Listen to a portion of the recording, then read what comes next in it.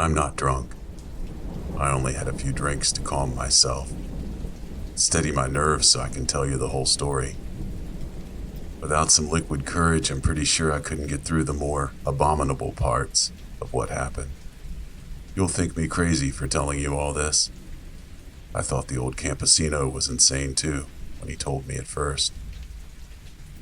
I should have listened to him, but of course I didn't. And now it's too late. He's dead. I'm not. I wish I could celebrate that fact, but I know that I will not be alive for much longer. After you hear my story, you'll know why the thought of rain sends chills down my spine. Makes my heart pound in my chest. I was working with a non-profit organization in Nicaragua, in the city of Esteli. I worked in a clinic with other local doctors. My job was to organize the patients and to provide treatment that might otherwise be overlooked. The local doctors had the training to diagnose and treat injuries, but they were woefully uneducated about mental illness and coping with trauma. I worked in a clinic in Esteli for 1 year without problems. I earned a name for myself as handling the mental cases that the doctors saw as being beneath their expertise. It was in one of these cases during early May that I first met the old man. He lived a few miles outside of the city in a rural community, hence the slightly derogatory title of campesino, a term similar to hillbilly. His daughter literally had to drag him into the clinic by the hand because of his guilt of seeking help. The doctor spent 5 minutes with him before referring him to me. I sent his daughter out of the room so I could talk with him, see if I couldn't find out what the problem was. He, of course, saw little reason to tell me the truth. The only thing I managed to learn was that he was anxious about something before he clammed up and left the counseling room. I figured that I couldn't force him to tell me, and I went on with my work. I didn't give much thought to the viejo until one of his friends visited me a week later. My Spanish wasn't very good, but I managed to learn from his friend that the old man hadn't been sleeping, wasn't able to prepare the land for planting in the rainy season, which was only about a week or so away. This was something serious, as most campesinos will work on their land until the day they die. At his friend's behest, I went to the community to visit the old man. I followed his friend into the community on a beat-up school bus that had been repurposed for a transit option. I spent about an hour crammed up against other commuters that stared at me like I was the only white person in existence as we slowly made our way through the hills. We arrived just before lunch and began the hike up to his house. During the winter, some farmers live up in the mountains so they can be close to their crops and protect them. The old man had a shack up in the mountains. Viejo was surprised by my visit, and his friend helped to smooth over the awkwardness of the situation. While he calmed him down, I observed the old man. His eyes were bloodshot and he had bags under them like he hadn't been able to sleep. He seemed agitated as well, but I wasn't sure if that was because I was here or it was something else entirely. His friend left me with him to talk and find out what was happening. The man was quiet at first, but eventually began his story when it became clear that I wasn't going to leave. He told me that 10 days ago was the first rain. I remembered the rain that pelted my apartment roof in Esteli viciously for a few hours before receding. Before the rainy season begins in mid-May, sometimes there are quick downpours that last only minutes. He had been preparing his house up in the mountains when the rain came. He decided to wait out the rain before heading down into the community. The rain lasted longer than he had hoped, and he found himself sitting under his roof watching the sun sink behind the mountains. It was there that he became aware that he wasn't alone. He told me that he could have sworn he felt something watching him. He reasoned that it had been another farmer, maybe someone caught in the rain like him. They didn't respond to his call, and he said that sometimes men are hesitant to be caught on other people's property. When the rain died down, he grabbed his machete and went down the mountain. He didn't expect anything more of the occurrence were it not for the dreams. He told me that a day later he dreamt he was in the woods. He could see the trees around him and the rain falling off the leaves and cooling the air. The woods were dark, but he wasn't afraid. He said that it wasn't until he woke up that he realized this dream was different from the others. He whispered that in his dreams he was usually in third person, but in this dream he was looking around the forest in first person. He had told his daughter of his experience, and she, being superstitious, took him into the clinic thinking it might be the work of a bruja, a witch. I sympathized with him, knowing that holding local beliefs and superstitions sometimes brought out the ridicule of others who considered the myths to be tales only for country bumpkins. He noted that the dreams of being in the woods didn't stop. In fact, they became more frequent as winter approached. He dreamt of moving through the woods stalking something. He noted that he only had these dreams when it was raining. He whispered that there was something about the way he moved that unsettled him. His gait was more like a lumbering plod. The dream culminated a few days ago when he came across a pig in his nightly foray. He watched as the pig squealed when he brought his big, meaty fist down on its head. He said in terror that the fist was almost as big as its head, and it reduced the skull to a pulp similar to a rotten watermelon. It twitched spasmodically on the wet ground in death throes. He confided that he now knew that it wasn't him in the dream, but something else. It was something that was hunting in the forest. Whatever it was had killed the pig in a single blow with a heavy hirsute fist. He said that he hadn't been able to sleep after that dream. He was afraid of what he would see next. I told him the only thing that I could think of, that his dreams were just dreams. I didn't take him seriously, but I left the clinic number with him in case the dreams got worse. I could tell he was disappointed that I didn't believe him. But I had thought, who could believe a story like that? You'd have to be insane to take dreams for reality. Right now, I bet that you don't believe me. I hope that by the end you'll understand that what I am telling you is true. I hope to God that I will not share the fate of the old man. But I now think otherwise. I returned to Esteli with a story to tell all of my co-workers. There's no such thing down there as doctor-patient confidentiality, and gossip reigns supreme. I thought nothing of the man's tale. It was something brought about after a night of binge drinking or horror movies. He was over-imaginative, nothing more. He'd probably never call, and eventually the dreams would go away. I continued with this line of thinking for a few days until one of the nurses told me that I had a message. It was, of course, from the old man. I went into the back room and played the message.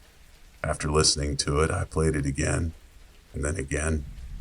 Each time my heart beat faster and my stomach dropped lower. This was as best as I can translate it. Forgive me if the translation seems a little garbled. He wasn't necessarily talking clearly or concisely when he made the call. It went like, I dreamt again last night. Oh, Christ, blood, I looked through that thing's eyes again. That creature is out there in the woods. I saw what it saw. Jesus Christ, I saw my cabin. It was so close.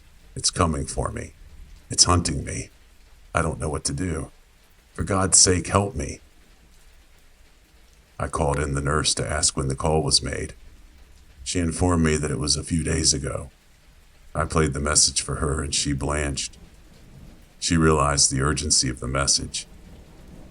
I asked if she had received any more calls from him, but she hadn't. I broke one of the rules of the clinic and used my own cell phone to call the number. There was no answer. I called again and a third time, but met with the same results. He clearly needed medical or mental assistance. I felt like I was responsible for what happened. I reasoned that he had lost his marbles and was now too frightened to go outside. His dreams had gotten worse.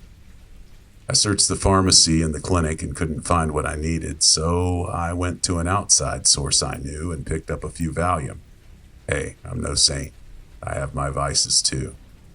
So I decided I was going to go to the community and find the old man. I calm him down with some Valium, and then convince him to seek some serious psychiatric help. What a fool I was. I arrived in the community at 10 in the morning. I began to ask around for the old man's whereabouts. Most people's interest was piqued that a gringo was visiting, and after a few misleading conversations in which I was directed to a young girl's house in a vain attempt to play matchmaker, I managed to run into his daughter. She recognized me from the clinic and asked why I was visiting. I lied that it was procedure to check up on people that came in, and I needed to speak to the Viejo. She believed my story and told me that he had gone up to his house in the mountain to be closer to his crops so he could protect them from deer and less scrupulous farmers who would steal his beans and corn. She told me that the Viejo went up into the mountains at the start of winter and wouldn't come down until harvest. At 1 o'clock, I decided to go up to the old man's shack and try to help him. I did my best to remember the path I had taken with his friend, but I must have gotten turned around somewhere because I arrived a few hours later around 3 o'clock. The sky had gone from gray to black. Thunder rolled in the distance. I just wanted to find the old man and get him off the mountain, try to calm him down. With luck, we would avoid most of the rain. I reached his house just as the few droplets began to fall. The door was open. I wasn't worried yet. It was common for most people to leave their doors open in the campo. Most spent their time in front of their houses or in the back with the door open to welcome guests. I called out to the old man, but I didn't get a response. I called louder and approached the small house. Something didn't feel right, but I shut away the thought. The old man was probably in the woods nearby cutting wood to cook his dinner or something, I told myself as I approached the cabin. I stood in the doorway, and it was there that I knew that my gut instinct had been right. The words, "Hoy, viejo," died on my lips as I looked over the ravaged room. What little was in the room had been scattered like there'd been a micro-hurricane localized inside. His wooden table was flipped over, and the plastic chairs had been hurled about. The hammock had been torn from the support beam and laid on the ground. The beam was cracked, and it looked like it could fall at any second. The room was Spartan at best, but it looked like nothing was left untouched in the struggle. The most disturbing thing in that room was the machete that was buried into the wooden wall. It took 3 pulls to remove it from the wall. It had bit deep, and whoever had swung it was definitely panicked about something. I didn't have much experience, but I knew that whoever had ravaged the house was dangerous, and I didn't want to meet them without something in my hand. The sound of rain pounding the tin roof pulled my attention away from the disheveled room. I looked at the door and saw the rain coming down in sheets. Winter was here, and I had no intention of letting up. I could barely see a few feet in front of me in the heavy downpour. I wouldn't be able to find the path back to the community. I'd be stuck up here until the rain passed. I passed the time looking around the one-room building. He used the hammock as a bed, and there were a few stones on the floor with 2 metal pieces across the top and ashes underneath. Looks like he used it like a makeshift stove. Like many of the houses in the community, he had dirt floors. On closer examination, I found that the dirt had been clawed and displaced in spots. I followed the path as it started in the middle of the room, worked its way to the door. And it was in the doorway that I found something that made me want to run screaming into the night. In the doorway, buried in the wood, were 3 human fingernails. These nails had to belong to the old man. Something had come into his cabin and they struggled. In the process, they did all the damage that I surveyed. The old man had been knocked down and dragged through the door. He had dug his nails into the doorpost in a vain attempt to keep himself grounded. But whoever was pulling him was too strong. He had broken his fingernails off in the door. I remember shouting, "Fuck this," as I went out into the rain. There was no way I was going to stay in that small house a minute longer than necessary. The rain had lightened up and my visibility had drastically improved. I could now see about 100 feet in front of me. Through the pounding rain, I looked at the trail, which was now swamped with water. Rivers of rain poured down the mountain and washed downward. There was no way I'd be able to make it down the mountain without slipping and probably breaking my neck. I had to stay until the torrential downpour lessened. The rain continued as night fell. I killed time by toying with the machete. It was one of the types specifically designed for cutting firewood, but the curved top had snapped and it seemed more like a foot-long knife. I left the machete by the door and sat down in the hammock. I lost myself listening to the sound of rain pounding on the tin. I began to entertain the thought that I would be stuck up in these mountains until morning. I wouldn't have any problem sleeping in the hammock, but I preferred my bed to a hammock, and my room took preference over a cabin in which an old man was drug out by force. I got out of the hammock for the 5th time to look out into the rain, to see if my streak of bad luck would end anytime soon. It only got worse. I thought my eyes were playing tricks on me. I could have sworn I saw something in the shadows of the woods. It didn't move, but it didn't mix in with the uniformity of the trees. My breath caught in my throat as I began to entertain thoughts that the old man had been right all along. I stood frozen in the doorway, watching the thing in the woods as if breaking eye contact would cause it to move. In the darkness, it just looked like a man standing in the woods. I couldn't even tell if he was facing my cabin or away from it. A peal of lightning confirmed my worst fears. I caught only a glimpse of it, but a glimpse was all I needed to let out a scream. It was tall. It had to have been 8 feet tall. Its arms sank down to its knees. It was completely covered in matted hair. Its teeth were bared in something that looked to be somewhere between a grimace of pain and the knife-sliced smile of a sadistic man. The brief flash of light died, but that image will be burned into my memory until the day of my death. Coincidentally, I may not have to wait long until then. I stood paralyzed in the doorway. A thought occurred to me as I stood there. I realized that if I made the slightest movement as if to run away, it would attack.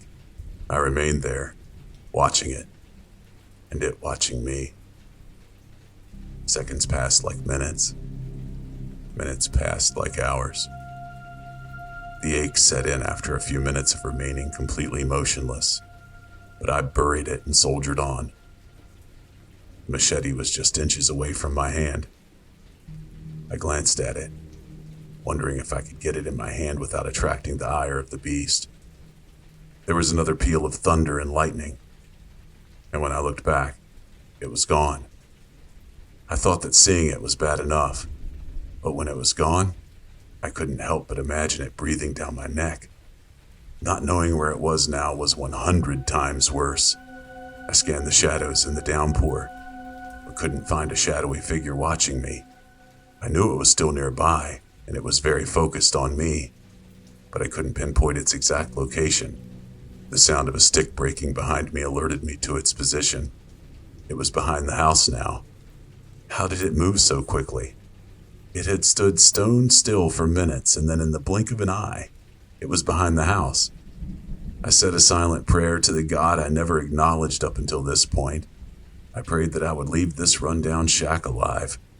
There was nothing else I could do but pray. There was only one door into the house. It was searching for other entrances. Another stick snapped a few feet to the left of the last noise, and I knew that it was moving. It was circling around to the front. I had to keep it out if I didn't want to suffer the same fate as the old man. I slammed the door shut and slid the bolt across. The bolt was held in by a few nails in the rotten wood. It wasn't the sturdiest of barricades. I could hear the creature breathing just inches away from the door.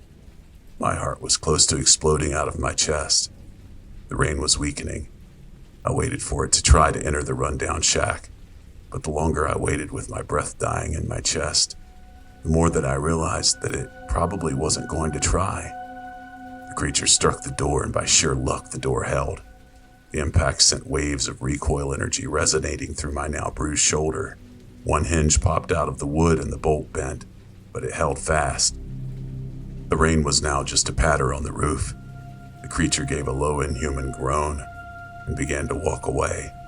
I couldn't figure out why until I recalled the old man's words. He said that he only dreamt of the creature when it was raining. He only saw it in the first rain. The creature had some connection to the rain. Did it only hunt in the rain? I waited in silence and listened to the sound of water dripping off the roof into the soaked ground. I decided then and there that I would go down the mountain in the dark because if the rain picked up again, it would return for me. I fled into that dark night, tripping and falling, and didn't stop until I reached the village. I was taken in by a concerned villager, but no matter how hard he pressed the topic, he couldn't get me to talk. They say that they found a dent on the door bearing no mark of a human hand. He wanted to hear about how the old man was doing, but I knew to open up about that would break the floodgates open, and it would drive me crazy. I was awake the entire night. I caught the first bus into Esteli in the morning. You're probably wondering why I'm so terrified. I escaped, and now it should only be a matter of avoiding the mountains. You know nothing. You want to know why I get so panic-stricken at the first sign of dark clouds? That night, as I listened to the rain, I drifted off.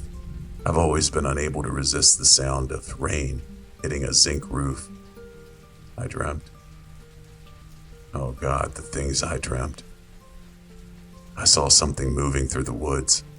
It grabbed a tree, and I saw its hairy fingers wrap completely around the tree trunk. It scaled the tree with ease. The thick tree creaked under its weight, but stayed upright. It crested the tree and looked out over its domain. There were woods all around it.